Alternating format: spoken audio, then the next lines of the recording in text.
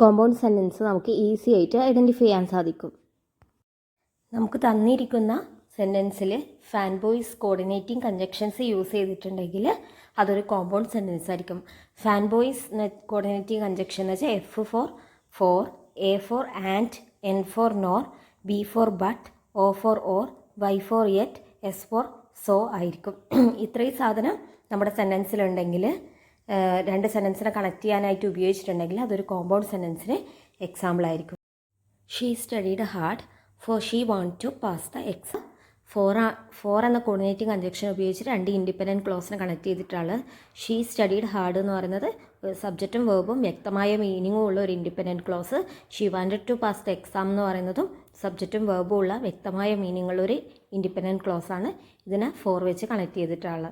അതുപോലെ തന്നെ ആൻഡ് വെച്ചിട്ടുള്ള എക്സാമ്പിൾ ഉണ്ട്, നോർ വെച്ചിട്ടുണ്ട്, ബട്ട് ഉണ്ട്, ഓർ വെച്ചിട്ടുള്ളതുണ്ട്, യെറ്റ് വെച്ചിട്ടുണ്ട്, സോ വെച്ചിട്ടുള്ള എക്സാമ്പിളും ഉണ്ട്. ഇതെല്ലാം കോർഡിനേറ്റിംഗ് കൺജക്ഷൻസ് ഉപയോഗിച്ചിട്ടുള്ള കോമ്പൗണ്ട് സെൻറ്റൻസ് ആണ്.